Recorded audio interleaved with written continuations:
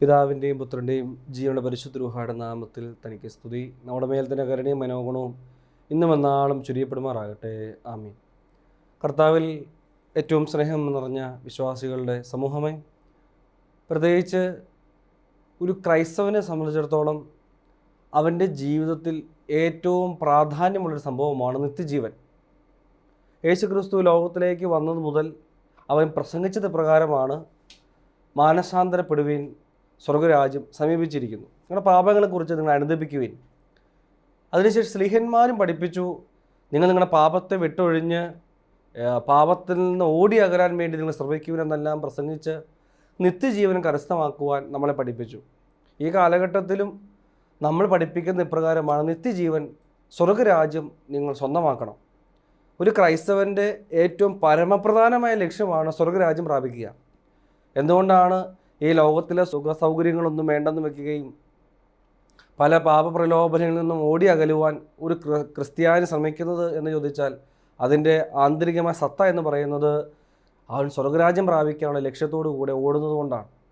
അതുകൊണ്ട് സ്വർഗരാജ്യം പ്രാപിക്കേണ്ട ഉദ്ദേശ ലക്ഷ്യത്തെപ്പറ്റി ഒന്നും പ്രത്യേകമായിട്ട് ഒരു ക്രൈസ്തവനെ പറഞ്ഞു പഠിപ്പിക്കേണ്ട കാര്യമില്ല. കാരണം അവൻ ജനിച്ച് വീഴുന്നത് തൊട്ട് അവൻ്റെ മരണം വരെയും ഇതാ സ്വർഗരാജ്യം പ്രാപിക്കാൻ ഒരു ഒരുക്കമാണ്, ജീവിതത്തിലെ ഒരുക്കമാണ് ഒരുവൻ്റെ ജീവിതം എന്ന് പറയുന്നത്. എന്നാൽ സ്വർഗരാജ്യത്തിലേക്ക് പ്രവേശിക്കാൻ ഒരു താക്കോല് നമുക്ക് ആവശ്യമാണ്. ഒരു ക്രൈസ്തവനെ സംബന്ധിച്ചിടത്തോളം സ്വർഗരാജ്യത്തിൻ്റെ താക്കോല് അവൻ തന്നെ കണ്ടെത്തേണ്ട ഒന്നാണ്. സ്വർഗരാജ്യം ഇതാ ഒരു കതകോടുകൂടി നിൽക്കുകയാണ്, അങ്ങനെ നമുക്ക് സങ്കല്പിക്കാം. ആ കതക് തുറന്ന് അകത്ത് പ്രവേശിക്കണമെങ്കിൽ ഒരു താക്കോലും കൊണ്ട് വേണം നമ്മൾ പോകാനായിട്ട്. ഈ താക്കോൽ എന്താണ് എന്നാണ് ഇന്ന് നിങ്ങളുമായിട്ട് സംസാരിക്കുവാനായിട്ട് ആഗ്രഹിക്കുന്നത്. പ്രിയമുള്ളവരെ, ആ താക്കോൽ എന്താണെന്ന് ലൂക്കോസിൻ്റെ സുവിശേഷം 23-ാം അധ്യായം അതിൻ്റെ 34-ാം തിരുവചന ഭാഗത്ത് നമ്മുടെ കർത്താവ് തമ്പുരാൻ തൻ്റെ പ്രാർത്ഥനയിലൂടെ നമുക്ക് കാട്ടിത്തരുന്നുണ്ട്. ഈ ലോകത്തിൻ്റെ രക്ഷയ്ക്ക് വേണ്ടി, മാനസാന്തരത്തിന് വേണ്ടി, ഈ ലോകത്തിൻ്റെ ജനതയെ സ്വർഗരാജ്യത്തിൽ പ്രവേശിക്കാൻ തക്കവണ്ണം സ്വർഗരാജ്യ മർമ്മങ്ങൾ നമുക്ക് പകർന്നു നൽകിയ കർത്താവ് തമ്പുരാൻ ക്രൂശിൽ കിടന്നുകൊണ്ട് അവസാനമായി പ്രാർത്ഥിച്ച പ്രാർത്ഥനയാണ് സ്വർഗരാജ്യത്തിൻ്റെ താക്കോൽ എന്ന് പറയുന്നത്. ആ പ്രാർത്ഥനയാണ് ലൂക്കോസിൻ്റെ സുവിശേഷം 23-ാം അധ്യായം 34-ാം തിരുവചനം. അവിടെ ഇപ്രകാരം കർത്താവ് പ്രാർത്ഥിക്കുകയാണ്, പിതാവേ, ഇവർ ചെയ്യുന്നത് എന്തെന്ന് ഇവർ അറിയായക കൊണ്ട് ഇവരോട് ക്ഷമിക്കണമേ. പിതാവേ, ഇവർ ചെയ്യുന്നത് എന്തെന്ന് ഇവർ അറിയായക കൊണ്ട് ഇവരോട് ക്ഷമിക്കണമേ. ക്ഷമയുടെ പ്രാർത്ഥനയാണ്, ക്ഷമയുടെ ജീവിതമാണ്, ക്ഷമ എന്ന് പറയുന്നതാണ് സ്വർഗരാജ്യത്തിൻ്റെ താക്കോൽ എന്ന് പറയുന്നത്. നമ്മുടെ മാനുഷിക ജീവിതത്തിൽ ഈ ക്ഷമയില്ല എങ്കിൽ ഒരിക്കലും സ്വർഗരാജ്യത്തിൽ പ്രവേശിക്കുവാൻ നമുക്ക് സാധ്യമല്ല എന്ന് ഇതാ ദൈവത്തിൻ്റെ പുത്രൻ പോലും ഈ ലോകത്തിൽ വെച്ച് നമ്മളെ പഠിപ്പിക്കുകയാണ്. നമ്മളത് ആഴത്തിൽ ചിന്തിച്ചാൽ, ഇതാ സ്വർഗത്തിൽ നിന്ന് വന്ന ഒരു വ്യക്തി, ഞാനല്ലാതെ പിതാവിനെ മറ്റാരും കണ്ടിട്ടില്ല എന്ന് അരുളി ചെയ്ത പ്രസംഗിച്ച ഒരു വ്യക്തി, ആ യേശുനാഥൻ ക്രൂശിൽ കിടന്നുകൊണ്ട് പ്രാർത്ഥിക്കുകയാണ്, കർത്താവേ, ഇവർ എന്നോട് ചെയ്തത് ഈ തെറ്റുകളൊന്നും അവിടെ അറിവില്ലായ്മയിൽ ചെയ്തതാകുകൊണ്ട് ഇവരോട് ക്ഷമിക്കണമേ. നമുക്ക് ശാന്തമായെന്ന് ചിന്തിച്ചാൽ, ഇതാ ഒരു തെറ്റും ചെയ്യാത്ത വ്യക്തി തന്നോട് തെറ്റ് ചെയ്തവർക്ക് വേണ്ടി പ്രാർത്ഥിക്കുകയാണ്, അവരോട് ക്ഷമിച്ച് പ്രാർത്ഥിക്കുകയാണ്. അവർക്ക് വേണ്ടി ഈ യേശു ക്രിസ്തു മധ്യസ്ഥ പ്രാർത്ഥന നടത്തുകയാണ്. ഇതാ ഇവരെന്നെ ദ്രോഹിക്കുന്നു കേട്ടോ, ഇവർക്ക് വേണ്ടി ഞാൻ പ്രാർത്ഥിക്കുന്നു, ഇവരോട് നീ ക്ഷമിക്കണമേ, ഇവരുടെ ഈ പാപങ്ങൾ നീ ക്ഷമിക്കണമേ. കണ്ടോ, ഒരു നിരപരാധിയായ വ്യക്തി അപരാധികൾക്ക് വേണ്ടി പ്രാർത്ഥിക്കുകയാണ്. ഇതാണ് ക്ഷമയുടെ പ്രാർത്ഥന. ഞാൻ ആദ്യമേ പറഞ്ഞു, സ്വർഗത്തിൽ നിന്നും വന്ന വ്യക്തി വീണ്ടും സ്വർഗത്തിലേക്ക് മടങ്ങിപ്പോകണമെങ്കിൽ ഈ ക്ഷമ അവൻ്റെ ഉള്ളിലുണ്ടെങ്കിൽ സ്വർഗരാജ്യം അവന് പോലും തുറക്കപ്പെടുകയുള്ളൂ.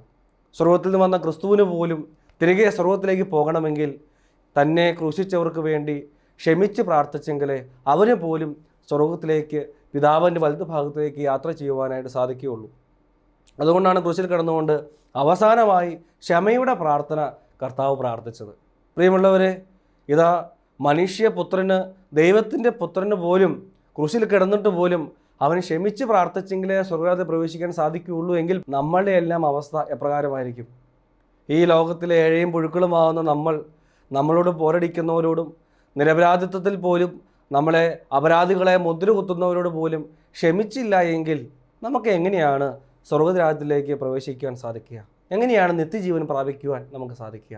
അതുകൊണ്ട് പ്രിയമുള്ളവരെ, ഈ ക്ഷമയുടെ താക്കോൽ നമ്മൾ കണ്ടെത്തിയെങ്കിൽ മാത്രമേ ഇതാ സ്വർഗ്ഗരാജ്യത്തിൽ പ്രവേശിക്കാൻ നമുക്ക് സാധിക്കുകയുള്ളൂ. അതുകൊണ്ടാണ് മത്തായിയുടെ സുവിശേഷം 5-ാം അധ്യായം 23, 24 തിരുവചന ഭാഗത്ത് പറയുന്നുണ്ട്, നീ വഴിപാടർപ്പിക്കുവാൻ ഭാവിക്കുമ്പോൾ നിന്റെ സഹോദരന് നിന്റെ നേരെ വല്ല വിരോധമുള്ളതായിട്ട് നീ ഓർത്താൽ ഇതാ കാഴ്ചവസ്തു ബലിപീഠത്തിന് മുമ്പിൽ വെച്ചിട്ട് മുന്നമേ പോയി നീ അവനോട് രമ്യമായി കൊള്ളണം.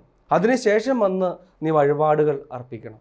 ഇവിടെ വളരെ വ്യക്തമായിട്ട് പറയുകയാണ്, 2 കാര്യങ്ങളാണ് വളരെ ആഴത്തിൽ പറയുന്നത്. ഒന്നാമത്തെ കാര്യം, നിനക്കൊരു വ്യക്തിയോട് ഇതാ ഒരു ദ്രോഹം ചെയ്യുവാൻ നിനക്ക് അനുവാദമില്ല, ഒരു വ്യക്തിയോട് നീരസമുണ്ടാകുവാൻ നിനക്ക് അനുവാദമില്ല. എന്നാൽ നിന്റെ സഹോദരന് നീ തെറ്റ് ചെയ്തിട്ടില്ല എങ്കിൽ പോലും നിന്നോട് നീരസമുണ്ടാകുവാനും നിന്നെ അപരാധിയെ മുദ്ര കുത്തുവാനും സാധ്യതയുണ്ട്. അങ്ങനെ നീ മനസ്സിലാക്കുന്നുവെങ്കിൽ നീ ബലിവസ്തു അർപ്പിക്കുന്നതിന് മുമ്പ് ആദ്യമേ പോയി അവനോട് രമ്യമായി കൊള്ളണമെന്ന് വചനഭാഗം നമ്മെ പഠിപ്പിക്കുകയാണ്. പ്രിയമുള്ളവരെ, ഇതിൻ്റെ എല്ലാം ആന്തരിക സത്ത എന്ന് പറഞ്ഞാൽ നാം അർപ്പിക്കുന്ന വഴിപാടുകൾ, നമ്മുടെ പ്രാർത്ഥനകളെല്ലാം സ്വർഗം സ്വീകരിക്കണമെങ്കിൽ പ്രിയമുള്ളവരെ നാം മറ്റുള്ളവർക്ക് വേണ്ടി ക്ഷമിച്ചെങ്കിൽ മാത്രമേ നമുക്ക് സാധ്യമായി തീരുകയുള്ളൂ. അതുകൊണ്ടാണ് മർക്കോസ് ഒബ്രവനോ തന്നെ എഴുതിയ രക്ഷാകര സുവിശേഷത്തിൽ അതിൻ്റെ 11-ാം അധ്യായം 24, 25 തിരുവചന ഭാഗത്ത് ഇപ്രകാരം പറഞ്ഞിരിക്കുന്നത്. അവിടെ ഇപ്രകാരം പറയുകയാണ്, അതിനാൽ ഞാൻ പറയുന്നു, പ്രാർത്ഥിക്കുകയും യാചിക്കുകയും ചെയ്യുന്ന എന്തും ലഭിക്കണമെന്ന് വിശ്വസിക്കുകയും നിങ്ങൾക്ക് ലഭിക്കുക തന്നെ ചെയ്യും. നിങ്ങൾ പ്രാർത്ഥിക്കുമ്പോൾ നിങ്ങൾക്ക് ആരോടെങ്കിലും എന്തെങ്കിലും വിരോധമുണ്ടെങ്കിൽ അത് ക്ഷമിക്കുവിൻ. അപ്പോൾ സ്വർഗത്തിലുള്ള നിങ്ങളുടെ പിതാവ് നിങ്ങളുടെ തെറ്റുകളും ക്ഷമിക്കും. നമ്മുടെ എല്ലാം മനസ്സിൽ വരുന്ന ഒരു ചിന്തയാണ്, ഞാൻ എത്ര പ്രാർത്ഥിച്ചിട്ടും എന്താണ് ഞാൻ ആഗ്രഹിക്കുന്നൊരു ഉത്തരം ലഭിക്കാതെ പോകുന്നത്, അല്ലെങ്കിൽ സ്വർഗത്തിൽ നിന്ന് എൻ്റെ മനസ്സിനൊരു സമാധാനം കിട്ടുന്നില്ല. എത്ര പ്രാർത്ഥിച്ചിട്ടും ഒരു മനസ്സിനൊരു സമാധാനം കിട്ടാത്ത അവസ്ഥയിലേക്ക് പോകുന്നുവെങ്കിൽ അതിനുള്ള ഉത്തരമാണ് മർക്കോസ് ഒബ്രവനോ പറയുന്നത്, ഇതാ നീ പ്രാർത്ഥിക്കാനിരിക്കുമ്പോൾ നിന്റെ മനസ്സിൽ ആരോടെങ്കിലും വിരോധമുണ്ട് എങ്കിൽ നീ അത് ക്ഷമിച്ച് പ്രാർത്ഥിക്കണം. നീ ക്ഷമിക്കുമ്പോൾ സ്വർഗസ്ഥനായ നിൻ്റെ പിതാവ് നിൻ്റെ തെറ്റുകളും ക്ഷമിക്കും. കണ്ടോ? ആയതുകൊണ്ട് പ്രിയമുള്ളവർ, ഈ ക്ഷമയുടെ താക്കോൽ നമ്മൾ കരസ്ഥമാക്കണം. നിത്യജീവന് വേണ്ടി ഓടുമ്പോൾ ഈ ഓട്ടം പൂർണ്ണമാകണമെങ്കിൽ, സ്വർഗരാജ്യം പ്രാപിക്കണമെങ്കിൽ എനിക്ക് നിനക്ക് വേണ്ട ഒരു താക്കോലാണ് ക്ഷമയുടെ താക്കോൽ. ഈ താക്കോൽ ഉണ്ടെങ്കിൽ സ്വർഗരാജ്യത്തിൽ പ്രവേശിക്കുവാനായിട്ട് സാധിക്കുകയുള്ളൂ. അതുകൊണ്ടാണ് മത്തായിയുടെ സുവിശേഷം 18-ാം അധ്യായം 1 തൊട്ടുള്ള തിരുവചനം മുഴുവനുമായിട്ടും ക്ഷമയുടെ വലിയ പാഠമാണ് നമ്മൾ പഠിപ്പിക്കുന്നത്. മത്തായിയുടെ സുവിശേഷം 18-ാം അധ്യായം മുഴുവൻ നമ്മെ പഠിപ്പിക്കുന്നത് ക്ഷമയുടെ പാഠമാണ്. അവിടെ ഇപ്രകാരം പറയുകയാണ്, ആരാണ് സ്വർഗരാജ്യത്തിൽ വലിയവൻ, അല്ലെങ്കിൽ ആർക്കാണ് സ്വർഗരാജ്യത്തിൽ പ്രവേശിക്കുവാനായിട്ട് സാധിക്കുക? ഇന്നത്തെ ക്രിസ്ത്യാനികളെ പോലെ തന്നെ, എന്നെയും നിങ്ങളെയും പോലെ തന്നെ ശിഷ്യന്മാരുടെ ഉള്ളിലും ഉണ്ടായ ഒരു സംശയമായിരുന്നു, എങ്ങനെ സ്വർഗരാജ്യം പ്രാപിക്കാം, എങ്ങനെയാണ് സ്വർഗരാജ്യത്തിൽ പ്രവേശിക്കുക മാത്രമല്ല വലിയവനായി തീരുവാനായിട്ട് എങ്ങനെ സാധിക്കും, അത് ഒന്നാമനായിട്ട് തീരുവാൻ എങ്ങനെ സാധിക്കും സ്വർഗരാജ്യത്തിൽ? അവിടെയാണ് ക്രിസ്തു പറയുന്നത്, ഇതാ തിരിഞ്ഞ് നിങ്ങൾ ശിശുക്കളെ പോലെ ആകുന്നില്ല എങ്കിൽ നിങ്ങൾക്ക് സ്വർഗരാജ്യം പ്രാപിക്കുവാൻ സാധിക്കില്ല. മത്തായിയുടെ സുവിശേഷം 18-ാം അധ്യായം 1 തൊട്ട് 4 വരെയുള്ള തിരുവചന ഭാഗങ്ങൾ. അവിടെ പറയുകയാണ്, നിങ്ങൾ തിരിഞ്ഞ് ശിശുക്കളെ പോലെ ആകുന്നില്ല എങ്കിൽ സ്വർഗരാജ്യം പ്രവേശിക്കുവാൻ സാധിക്കുകയില്ല. എന്താണ് ശിശുക്കളുടെ പ്രത്യേകത? എന്തുകൊണ്ടാണ് ശിശുക്കളെ പോലെ ആയിത്തീരുവാനായിട്ട് പറയുന്നത്? എന്തുകൊണ്ടാണ് ക്ഷമയുടെ പാഠം പഠിപ്പിക്കുമ്പോൾ ശിശുക്കളെ എടുത്ത് കാണിക്കുന്നത്? അതിനുള്ള ഉത്തരം മത്തായിയുടെ സുവിശേഷത്തിൻ്റെ 18-ാം അധ്യായം 4 തൊട്ടുള്ള വചനത്തിൽ നമുക്ക് കാണുന്നുണ്ട്. അവിടെ ശിശുക്കളുടെ 2 പ്രത്യേകതകൾ അവിടെ പറയുന്നുണ്ട്. അവിടെ ഇപ്രകാരം നമുക്ക് വായിക്കാൻ സാധിക്കും, ഈ ശിശുവിനെ പോലെ സ്വയം ചെറുതാകുന്നവനാണ് സ്വർഗരാജ്യത്തിൽ ഏറ്റവും വലിയവൻ. ഈ ശിശുവിനെ പോലെ സ്വയം ചെറുതാകുന്നവനാണ് സ്വർഗരാജ്യത്തിലെ ഏറ്റവും വലിയവൻ എന്നുള്ള വലിയ പാഠം ക്രിസ്തു നമ്മെ പഠിപ്പിക്കുകയാണ്. സ്വയം ചെറുതാകാനായിട്ട് നമുക്ക് സാധിക്കണം. നമ്മുടെയൊക്കെ ഉള്ളിൽ ഈ സ്വയം ചെറുതാകാനായിട്ട് നമുക്ക് സാധിക്കില്ല. നമ്മളുടെ ഉള്ളിൽ ഞാനെന്ന ഭാവം ഉള്ളപ്പോൾ ഒരിക്കലും ചെറുതാകാനായിട്ട് പറ്റുകയില്ല. ഭർത്താവിന് തൻ്റെ ഭാര്യയുടെ മുമ്പിൽ ചെറുതാകാൻ സാധിക്കാത്ത അവസ്ഥ, ഭാര്യയ്ക്ക് തൻ്റെ ഭർത്താവിൻ്റെ മുമ്പിൽ ചെറുതാകാൻ പറ്റാത്ത അവസ്ഥ, മാതാപിതാക്കൾക്ക് തൻ്റെ മക്കളുടെ അഭിപ്രായങ്ങൾക്ക് മുമ്പിൽ, അവരുടെ ആവശ്യങ്ങൾക്ക് മുമ്പിൽ ഇതാ ചെറുതാകാൻ പറ്റാത്ത അവസ്ഥ, ഇത് തൻ്റെ സൃഷ്ടിച്ച മാതാപിതാക്കളുടെ മുമ്പിൽ ചെറുതാകാൻ പറ്റാത്ത മക്കളുടെ അവസ്ഥ, ഒരു സഹോദരന് മറ്റൊരു സഹോദരന് മുമ്പിൽ ചെറുതാകാൻ പറ്റാത്ത അവസ്ഥ, ഇതാ സ്ഥാനമാനങ്ങളുള്ള ഒരു പുരോഹിതൻ്റെ, ഒരു മെത്രാപ്പൊലീത്തയുടെ സഭയുടെ കീഴിലേക്ക് ഇതാ കൽപ്പനകളെല്ലാം അനുസരിക്കാൻ ചെറുതാകാൻ പറ്റാത്ത ഒരു വിശ്വാസികളുടെ അവസ്ഥ. പ്രിയമുള്ളവരെ, ഇതെല്ലാം ഞാനെന്നുള്ള ഭാവം നമ്മുടെ ഉള്ളിൽ ഉള്ളതുകൊണ്ടാണ്. അഹങ്കാരമുള്ളവന് ക്ഷമിക്കുവാനായിട്ട് സാധിക്കില്ല. ഈ ഞാനെന്നുള്ള ഭാവം നമ്മുടെ ഉള്ളിൽ കിടക്കുന്നത് കൊണ്ടാണ് ഒരു വ്യക്തി നമ്മളോട് എന്തെങ്കിലും പറയുമ്പോൾ നമ്മുടെ ഉള്ളിൽ വലിയ മുറിവായിട്ട് തീരും. ആരെങ്കിലും കളിയാക്കുമ്പോൾ, പരിഹസിക്കുമ്പോൾ, അല്ലെങ്കിൽ നമ്മളെ ഒന്ന് ചെറുതാക്കി സംസാരിക്കുമ്പോൾ, അല്ലെങ്കിൽ നമ്മുടെ ഒരു കുറവ് പറയുമ്പോൾ പെട്ടെന്ന് നമ്മുടെ ഉള്ളിൽ ഒരു വേദന വരികയാണ്, ഒരു മുറിവായി തീരുകയാണ്. ഒരു പക്ഷേ നമ്മുടെ വസ്ത്രത്തെപ്പറ്റി, നമ്മുടെ നിറത്തെപ്പറ്റി ഇതെല്ലാം പറയുമ്പോൾ നമ്മുടെ ഉള്ളിൽ പെട്ടെന്നൊരു മുറിവ് വരികയാണ്. കാരണം നമ്മുടെ ഉള്ളിൽ ഞാൻ വലിയവനാണെന്നുള്ള ഭാവം നമ്മുടെ ഉള്ളിലുണ്ട്. അത് മറ്റുള്ളവൻ പറയുകയാണ്, നിൻ്റെ ഒരു കുറവിനെ ഉയർത്ത് കാണിക്കുമ്പോൾ നമ്മുടെ ഉള്ളിൽ അത് മുറിവായിട്ട് തീരുകയാണ്. അത് ഞാനെന്നുള്ള ഭാവം നമ്മുടെ ഉള്ളിൽ ഉള്ളതുകൊണ്ടാണ്. അതുകൊണ്ട് പ്രിയമുള്ളവരെ, ഈ മുറിവിനെ ഉണക്കുവാൻ നമുക്ക് സാധിക്കണം. നമുക്കറിയാം, നമ്മുടെ ശരീരത്തിൽ മുറിവുണ്ടായിക്കഴിഞ്ഞാൽ നമ്മൾ വൈദ്യസഹായം നേടും. മരുന്ന് വെച്ച് ആ മുറിവ് നമ്മൾ പെട്ടെന്ന് കരിച്ചു കളയും. ഇല്ലെങ്കിൽ എന്നാ സംഭവിക്കും? ചികിത്സയ്ക്ക് വിധേയമാക്കുന്നില്ല എങ്കിൽ അത് കുറച്ച് കഴിയുമ്പോൾ അത് പഴുക്കും. അത് പഴുത്തൊരു വലിയ വ്രണമായിട്ട് മാറും. ആ വ്രണത്തിൽ നിന്ന് പുഴുക്കൾ വന്ന് അത് കല്ലിച്ച അവസ്ഥയിലേക്ക് മാറിപ്പോകാൻ സാധ്യതയുണ്ട്. അതുകൊണ്ട് നമ്മൾ എന്ത് ചെയ്യും? ഒരു മുറിവ് വരുമ്പോൾ തന്നെ അതിന് ചികിത്സ, വൈദ്യസഹായം നമ്മൾ തേടും. എന്നാൽ നമ്മുടെ മനസ്സിൻ്റെ മുറിവുകൾ വരുമ്പോൾ എവിടെയാണ് പോകേണ്ടതെന്ന് നമുക്കൊരു ബോധ്യമില്ല. അതുകൊണ്ട് പറയുകയാണ്, മനസ്സിൻ്റെ മുറിവിനുള്ള മരുന്നാണ് ക്ഷമ എന്ന് പറയുന്നത്. മനസ്സിൻ്റെ മുറിവിനുള്ള മരുന്നാണ് ക്ഷമ എന്ന് പറയുന്നത്. നമ്മുടെ ഉള്ളിൽ നമ്മുടെ സഹോദരനോട് രമ്യമാകാനുള്ള വലിയ വിശാലത നമ്മുടെ ഉള്ളിലുണ്ടെങ്കിൽ നമ്മുടെ മനസ്സിൽ മുറിവ് പറ്റുകയില്ല. അതുകൊണ്ടാണ് യേശു ക്രിസ്തു ക്രൂശിൽ കിടന്നിട്ട് പ്രാർത്ഥിച്ചില്ലേ, ഇവർ ചെയ്യുന്നത് എന്തെന്ന് അറിയായക കൊണ്ട് ഇവരോട് ക്ഷമിക്കണമേ. യേശു ക്രിസ്തുവിന് വളരെ വേഗം തൻ്റെ മുഖത്ത് തുപ്പിയവനെയും, തൻ്റെ പുറത്ത് ചമ്മട്ടുകൾ കൊണ്ട് അടിച്ചവനെയും, തൻ്റെ കൈകാലുകൾ ആണികളെ തറച്ചവനെയും ഒക്കെ പെട്ടെന്ന് യേശു ക്രിസ്തുവിനെ ക്ഷമിക്കാൻ സാധിച്ചതിൻ്റെ ഏറ്റവും മർമ്മപ്രധാനമായ രഹസ്യമെന്ന് പറയുന്നത് അവരുടെ അറിവില്ലായ്മയിലാണ് ഈ തെറ്റുകളെല്ലാം ചെയ്യുന്നതെന്ന് അവൻ സ്വയം മനസ്സുകൊണ്ട് അംഗീകരിക്കുകയാണ്. ഇതാണ് ക്ഷമയുടെ വലിയ മരുന്നെന്ന് പറയുന്നത്. നമ്മളെ കളിയാക്കുന്നവനെയും നമ്മളെ പരിഹസിക്കുന്നവനെയും നമ്മളെ കൊച്ചാക്കുന്നവനുമെല്ലാം അവൻ്റെ അറിവില്ലായ്മയിലാണ് ഇങ്ങനെ ചെയ്യുന്നതെന്ന് നമ്മൾ മനസ്സിലാക്കിയാൽ ഈ ക്ഷമയുടെ മരുന്ന് നമ്മുടെ ഉള്ളിലെ മുറിവുകളെല്ലാം അപ്പോഴപ്പോൾ കരിച്ചു കളയും. അതുകൊണ്ട് പ്രിയമുള്ളവരെ, ഈ ക്ഷമയുടെ മരുന്ന് നമ്മൾ കണ്ടെത്തണം. അതുകൊണ്ട് പറയുകയാണ്, ഈ ശിശുക്കളെപ്പോലെ ഇതാ ചെറുതാകുന്നവനാണ് സ്വർഗരാജ്യത്തിൽ വലിയവൻ. നമുക്കറിയാം, കുഞ്ഞുങ്ങളുടെ ഏറ്റവും വലിയ മനോഭാവമാണ് നമ്മൾ തമാശയ്ക്ക് അവനെ കളിയാക്കിയാലും അവനെ കുറ്റപ്പെടുത്തിയാലും കൂടെ കളിക്കുന്നവർ അവന് വേണ്ടി പിണങ്ങിയാലും കുറച്ച് നേരം കഴിയുമ്പോൾ അതെല്ലാം പെട്ടെന്ന് മറന്ന് വീണ്ടും അവനോടൊപ്പം പോയി കളിക്കാനിടയായിത്തീരും. ആര് കളിയാക്കിയാലും വീണ്ടും വന്ന് സ്നേഹം കൂടും. നമ്മുടെ മാതാപിതാക്കളെല്ലാം നമ്മുടെ കുഞ്ഞുങ്ങളെ തെറ്റ് ചെയ്യുമ്പോൾ ശിക്ഷിക്കാറുണ്ട്. പക്ഷേ എന്നും വിചാരിച്ച് നമ്മുടെ കുഞ്ഞുങ്ങൾ എന്നെ തല്ലിയില്ലേ എന്ന് പറഞ്ഞുകൊണ്ട് ആയുഷ്കാലം മുഴുവനും നമ്മളോട് സ്നേഹം കൂടാതിരിക്കുന്നില്ല. ആ വേദന മാറുമ്പോൾ, അല്ലെങ്കിൽ അവൻ ചെയ്ത് തെറ്റാണെന്ന് അവൻ മനസ്സിലാക്കി കഴിയുമ്പോൾ അതിനെ അംഗീകരിച്ച് വീണ്ടും നമ്മോട് വന്ന് സ്നേഹം പങ്കിടും. ഇതാണ് ശിശുവിൻ്റെ മനോഭാവം. അവൻ ചെറുതാകാൻ എപ്പോഴും തയ്യാറാണ്.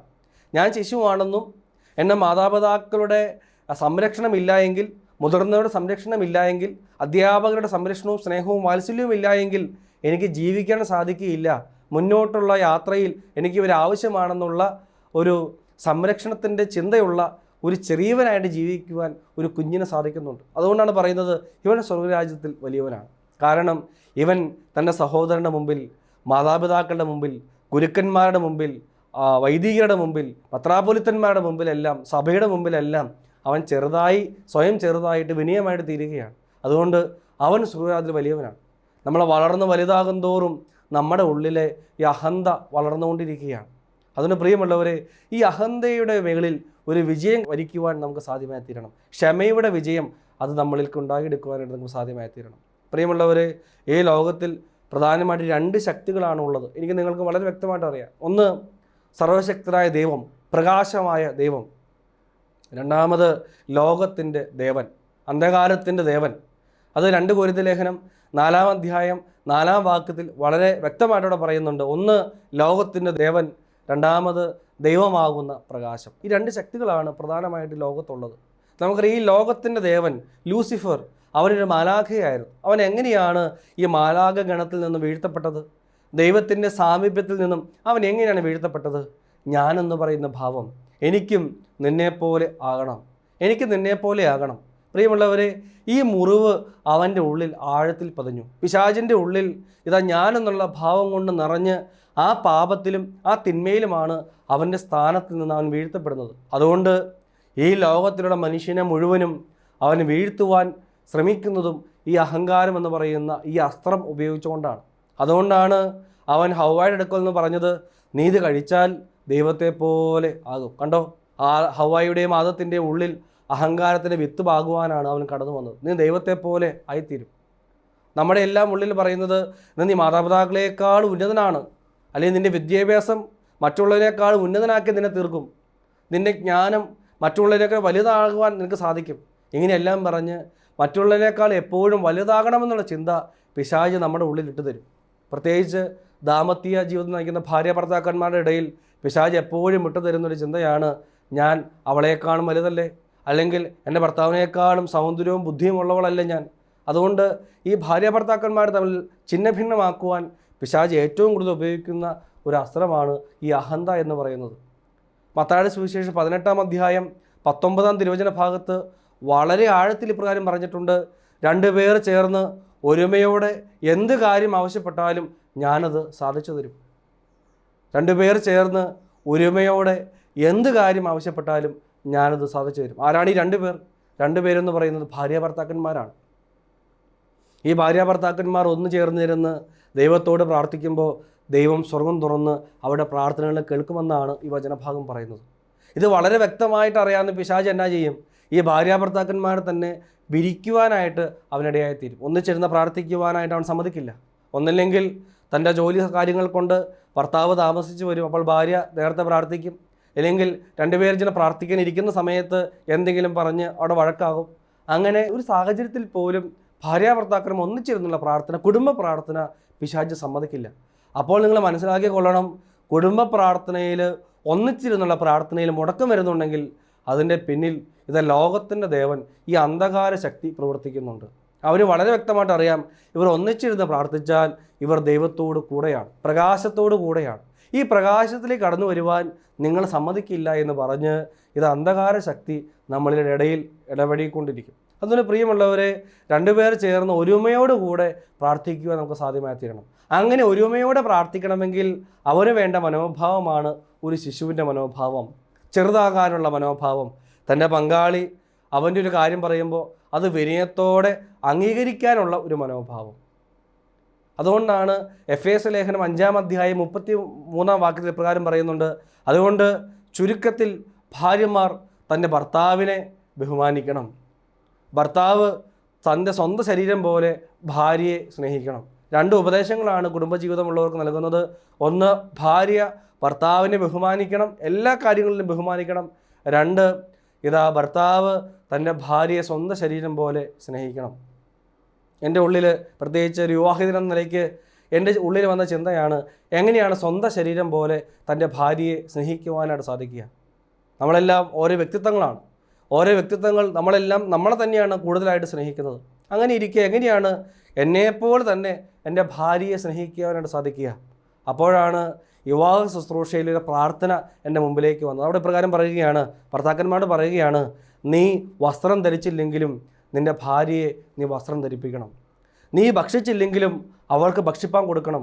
നീ പാനം ചെയ്തില്ലെങ്കിലും അവൾക്ക് നീ കുടിപ്പാൻ കൊടുക്കണം. കണ്ടോ, നീ പട്ടിണിക്കിരുന്നാലും നിനക്ക് ഒന്നുമില്ലെങ്കിലും ഒരു കുറവും കൂടാതെ നിൻ്റെ പങ്കാളിയായ ഭാര്യയെ നീ നടത്തുന്നുവെങ്കിൽ, നീ സ്വയം ഇല്ലാതെയായി തീരുന്നുവെങ്കിൽ അതിന് പറയുന്ന ഉത്തരമാണ് നിന്നെപ്പോലെ നിൻ്റെ ഭാര്യയെ സ്നേഹിക്കുക എന്നുള്ളത്. നിന്നെപ്പോലെ തന്നെ നിൻ്റെ ശരീരത്തെ എങ്ങനെ സ്നേഹിക്കുന്നുവോ, നിൻ്റെ ആത്മാവിനെ നീ എങ്ങനെ സ്നേഹിക്കുന്നുവോ അങ്ങനെ തന്നെ ഭാര്യയെ സ്നേഹിക്കുക എന്ന് പറഞ്ഞാൽ, നീ നിന്നെ തന്നെ ഇല്ലാതെയാക്കിയിട്ട് നിൻ്റെ ഭാര്യയ്ക്ക് വേണ്ടി നിൻ്റെ സ്നേഹത്തെ പങ്കുവെക്കണം. അതുകൊണ്ടാണ് ഭർത്താക്കന്മാരെ പലപ്പോഴും പരാതിയായിട്ട് പറയാറുണ്ട്, അച്ഛാ ഞാൻ ഒരു ഗ്ലാസ് ചായ പോലും കുടിക്കാതെ കഷ്ടപ്പെട്ടിട്ടാണ് ഞാൻ അധ്വാനിക്കുന്നത്, എൻ്റെ കുടുംബത്തിന് വേണ്ടിയിട്ടാണ് അധ്വാനിക്കുന്നത്.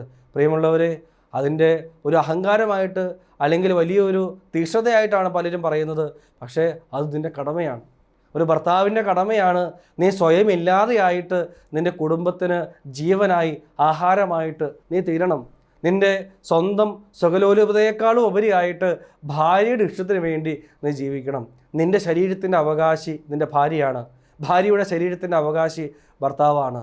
പ്രിയമുള്ളവരെ, നിൻ്റെ ഭാര്യ നീ മദ്യപിക്കുന്ന ഇഷ്ടപ്പെടുന്നില്ല എങ്കിൽ നീ അത് ഉപേക്ഷിക്കണം. ക്രിസ്തുവിനെ പ്രതി, നിൻ്റെ ഭാര്യയെ പ്രതി, കുടുംബത്തെ പ്രതി നീ അത് ഉപേക്ഷിക്കണം. അവിടെ പറയുന്നതാണ് ശിശുവിനെ പോലെ ചെറുതാകുക എന്ന് പറഞ്ഞാൽ. നമ്മളെല്ലാം ഉള്ളിൽ പെട്ടെന്ന് വരുന്ന ചിന്തയാണ്, ഭാര്യ എന്തെങ്കിലും കാര്യം പറയുമ്പോൾ നമ്മുടെ ഉള്ളിലേക്ക് വരും, ഞാൻ ഒരു പുരുഷനാണ്, ഞാൻ ഭർത്താവാണ്, ഞാനാണ് ഈ കുടുംബത്തിൻ്റെ തല നാഥൻ, അതുകൊണ്ട് എൻ്റെ ഭാര്യ പറയുന്ന കാര്യങ്ങൾ എനിക്ക് സ്വീകരിക്കേണ്ട, അംഗീകരിക്കേണ്ട കാര്യമില്ല എന്നുള്ള ചിന്ത പിശാച് പെട്ടെന്ന് നമ്മുടെ ഉള്ളിലേക്ക് ഇട്ട് തരും. ഈ ലോകത്തിൻ്റെ ദേവൻ നമ്മുടെ ഉള്ളിലേക്ക് ഇട്ട് തരും. അവിടെ യേശു ക്രിസ്തു പറയുകയാണ്, മത്തായിയുടെ സുവിശേഷം 18-ാം അധ്യായം 4-ാം വാക്യം, ഈ ശിശുവിനെ പോലെ ചെറുതാകുന്നവനാണ് സ്വർഗരാജ്യത്തിൽ വലിയവൻ. അതുകൊണ്ട് പ്രിയമുള്ളവരെ, നമ്മുടെ കുടുംബജീവിതത്തിൽ ഇതാ എല്ലാവർക്കും കാതു കൊടുക്കുന്നവനായി, സ്വയം ഇല്ലാതായി തീരുന്നവനായിട്ട് നമുക്ക് മാറുവാൻ സാധ്യമായി തീരണം. സ്വയം ഇല്ലായ്മയിലേക്ക് വരുവാൻ നമുക്ക് സാധ്യമായി തീരണം. ഒരു ശിശുവിൻ്റെ രണ്ടാമത്തെ പ്രത്യേകത നമുക്ക് ഇപ്രകാരം വായിക്കാനായിട്ട് സാധിക്കും. ഇതുപോലെ തന്നെ ഒരു ശിശുവിനെ എൻ്റെ നാമത്തിൽ സ്വീകരിക്കുന്നവൻ എന്നെ സ്വീകരിക്കുന്നു. ഒരു ശിശുവിനെ എൻ്റെ നാമത്തിൽ സ്വീകരിക്കുന്നവൻ എന്നെയാണ് സ്വീകരിക്കുന്നത്. അതായത് നമ്മുടെ ഇടയിൽ ഏറ്റവും ചെറിയവനായ ഒരു വ്യക്തി പോലും പറയുന്നത് കേൾക്കുവാൻ നമുക്ക് മനസ്സുണ്ടെങ്കിൽ ക്രിസ്തു പറയുകയാണ്, നിങ്ങൾ എന്നെയാണ് സ്വീകരിക്കുന്നത്. നമ്മൾ ജോലി ചെയ്യുന്നിടത്ത് ഏറ്റവും ജൂനിയറായ, നമ്മളെപ്പോഴും ഏറ്റവും ജൂനിയറായിട്ട് പറയുന്നത് നമ്മളെ സഹായിക്കുന്ന പിയൂൺമാരാണ്. അവർ പറയുന്ന, നമ്മുടെ സെർവൻസ് പോലും പറയുന്ന കാര്യങ്ങൾ അതിന് ചെവിക്കൊള്ളുവാൻ നമുക്ക് സാധിക്കുന്നുവെങ്കിൽ, അവർക്ക് അവരുടെ സ്വരത്തിനൊരു അംഗീകാരം കൊടുക്കുവാൻ നമുക്ക് സാധിക്കുന്നുവെങ്കിൽ, യേശുക്രിസ്തു പറയുകയാണ്, അവിടെ എന്നെയാണ് നിങ്ങൾ സ്വീകരിക്കുന്നത്, എന്നെയാണ് നിങ്ങൾ സ്വീകരിക്കുന്നത്. എല്ലാവരെയും ഒരുപോലെ സ്നേഹിക്കാനും ഒരേ സ്ഥാനമാനങ്ങൾ കൊടുക്കുവാനും നമുക്ക് സാധിക്കുന്നുവെങ്കിൽ എന്നെയാണ് നിങ്ങൾ സ്വീകരിക്കുന്നത്. അതുകൊണ്ട് പ്രിയമുള്ളവരെ, ഈ ശിശു മനോഭാവം നമ്മളിലേക്ക് വരുവാൻ നമുക്കിടയായിത്തീരണം. ഒന്ന്, എല്ലാവരോടും ക്ഷമിക്കുന്ന മനോഭാവം. എല്ലാവരോടും ക്ഷമിക്കുന്ന മനോഭാവം, തൻ്റെ സഹോദരന് വേണ്ടി എല്ലാം സ്നേഹത്തോടു കൂടി ഏറ്റെടുക്കുന്നൊരു മനോഭാവം. നിൻ്റെ സഹോദരന് നിൻ്റെ നേരെ വലിയ വിരോധമുള്ളതായിട്ട് ഓർത്താൽ പോലും അങ്ങോട്ട് പോയി മാപ്പരക്കുന്ന ഒരവസ്ഥ നിനക്കുണ്ടാവണം. അതുകൊണ്ടാണ് മത്തായിയുടെ സുവിശേഷം 18-ാം അധ്യായം 15 തൊട്ടുള്ള തിരുവചന ഭാഗത്ത് ഇപ്രകാരം പറയുന്നത്, നിങ്ങൾ പരസ്പരം തിരുത്തുന്നവരായി തീരണം. നിന്റെ സഹോദരനുമായിട്ട് വല്ല വ്യവഹാരവും നിനക്കുണ്ടെങ്കിൽ നീ ആദ്യം രഹസ്യമായി അവനുമായി പറഞ്ഞ് അതിന് സമാധാനം വരുത്തണം. അല്ലെങ്കിൽ നീ സഭയിലെ കശീശന്മാരെ വിളിച്ച് അവരുമായി സംസാരിച്ച് നിനക്ക് അവനുമായിട്ട് രമ്യതയിലേക്ക് നീ കടന്നു വരണം. അല്ലായെങ്കിൽ അവൻ നിനക്ക് പരദേശിയെ പോലെ ആയിരിക്കട്ടെ എന്ന് പറയുകയാണ്. ഈ വചനം വായിക്കുമ്പോൾ എല്ലാവരും ചിന്തിക്കും, അങ്ങനെയാണെങ്കിൽ ഇനി അവനുമായിട്ട് മിണ്ടേണ്ട ആവശ്യമില്ല, അവനുമായിട്ട് സംസാരിക്കേണ്ട ആവശ്യമില്ല എന്നെല്ലാം ചിന്തിക്കും. പക്ഷേ നമ്മൾ എങ്ങനെയാണ് ചെയ്യുന്നത്? ഒരു ക്രിസ്ത്യാനിയെ സംബന്ധിച്ചിടത്തോളം അവൻ ക്രിസ്തുവിനെ സ്വീകരിക്കാത്തവർക്ക് വേണ്ടി പോലും പ്രാർത്ഥിക്കുന്നവനായിരിക്കണം ഒരു ക്രിസ്ത്യാനി എന്ന് പറയുന്നത്. ക്രിസ്തുവിനെ അറിയാത്തവർക്ക് വേണ്ടി പോലും പ്രാർത്ഥിക്കുന്ന മനോഭാവമാണ് ഒരു ക്രിസ്ത്യാനിക്ക് ഉണ്ടായിരിക്കേണ്ടത്. ഒരു വ്യക്തി, നിന്റെ സഹോദരൻ നീയുമായിട്ട് രമ്യതയിലേക്ക് വരുന്നില്ല എങ്കിൽ നീ അവനെ പരദേശിയെ പോലെ കണക്കിടണമെന്ന് പറയുന്നതിൻ്റെ അർത്ഥമെന്ന് പറയുന്നത്, ഇതാ നീ അവന് വേണ്ടി എപ്പോഴും പ്രാർത്ഥിക്കുന്നവനായി തീരണം. ദൈവസ്നേഹം അവൻ്റെ ഉള്ളിലേക്ക് കടന്നു വരുവാൻ തക്കവണ്ണം നിന്റെ മരണം വരെയും നിന്റെ സഹോദരന് വേണ്ടി നീ പ്രാർത്ഥിക്കണം. അവൻ എന്നാണോ രമ്യതയുടെ മനോഭാവത്തിലേക്ക്, ലോകത്തിൻ്റെ ദേവനെ ഉപേക്ഷിച്ച് പ്രകാശമായ ദൈവത്തെ സ്വീകരിച്ച് നീയുമായിട്ട് രമ്യതയിലേക്ക് വരുന്നത്, അതുവരെയും നീ അവന് വേണ്ടി പ്രാർത്ഥിക്കണമെന്നാണ് വചനഭാഗം നമ്മെ പഠിപ്പിക്കുന്നത്, യേശു ക്രിസ്തു നമ്മെ പഠിപ്പിക്കുന്നത്. അതുകൊണ്ട് പ്രിയമുള്ളവരെയും, ഈ ക്ഷമയുടെ മരുന്ന് കയ്യിൽ പിടിക്കുവാൻ നമുക്ക് സാധ്യമായി തീരണം. ക്ഷമയാകുന്ന താക്കോൽ നമ്മുടെ ഉള്ളിൽ പിടിക്കുവാൻ നമുക്കിടയായി തീരണം. അതുകൊണ്ട് ആരെല്ലാം എന്നെ ഉപദ്രവിച്ചാലും, ഞാൻ നിരപരാധിയായിരുന്നിട്ട് പോലും എന്നെ അപരാധിയാക്കുവാൻ ശ്രമിക്കുന്നവർക്ക് പോലും വേണ്ടി പ്രാർത്ഥിക്കുന്ന ഒരു മനോഭാവത്തിലേക്ക് നമ്മൾ മാറ്റപ്പെടണം. അങ്ങനെ ക്രിസ്തുവിനോട് കൂടെ പിതാവിൻ്റെ വലതു ഭാഗത്ത് ഇതാ കള്ളനോട് പറഞ്ഞു, നീ ഇന്നു മുതൽ എൻ്റെ കൂടെ പർദീസായിൽ ഇരിക്കും. അതുകൊണ്ട് ആ സ്വർഗരാജ്യം പ്രാപിക്കുവാൻ നമുക്ക് സാധ്യമായി തീരണം. അതിനുവേണ്ടി പരിശുദ്ധ അമ്മയുടെ വലിയ മാധ്യസ്ഥം നമ്മുടെ കൂടെ ഉണ്ടായിരിക്കട്ടെ. എല്ലാ ശുദ്ധിമാന്മാരുടെയും ശുദ്ധിമതികളുടെയും മാധ്യസ്ഥം നമ്മുടെ കൂടെ ഉണ്ടായിരിക്കട്ടെ. പ്രിയമുള്ളവരെ, ഈ ശുദ്ധിമാന്മാരും ശുദ്ധിമതികളുടെയും ജീവിതം പരിശോധിച്ചാൽ അവരെ പീഡിപ്പിച്ച അനേകം പേരുണ്ടായിട്ടും അവരോടെല്ലാം ക്ഷമിക്കുന്ന മനോഭാവം കാത്തു സൂക്ഷിച്ചവരാണ്. ഒരു ശിശുവിനെ പോലെ സ്വയം ചെറുതാക്കപ്പെട്ടവരാണ്.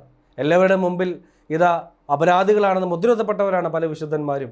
എങ്കിലും അവർക്കെല്ലാം വേണ്ടി പ്രാർത്ഥിക്കുന്നതിന് മനോഭാവമുള്ളവരായിട്ട് അവർ മാറ്റപ്പെട്ടു. അങ്ങനെ സ്വർഗരാജ്യത്തിൽ വലിയവരായി അവർ മാറ്റപ്പെട്ടു. എൻ്റെയും നിങ്ങളുടെ വിളി അപ്രകാരം സ്വർഗരാജ്യത്തിൽ വലിയവനായി തീരുക എന്നുള്ളതാണ്. അതുകൊണ്ട് ഈ വചനഭാഗം ക്ഷമയുടെ താക്കോൽ കൈപ്പറ്റുവാൻ ദൈവം നമ്മളെ സഹായിക്കട്ടെ എന്ന് പ്രാർത്ഥിക്കുന്നു. ദൈവമായ കർത്താവ് നിങ്ങളെയും നിങ്ങൾക്കുള്ള സ്ഥലത്തെയും വാഴ്ത്തി പുണ്യപ്പെടുത്തി അനുഗ്രഹിക്കുകയും ചെയ്യുമാറാകട്ടെ. ആമേൻ.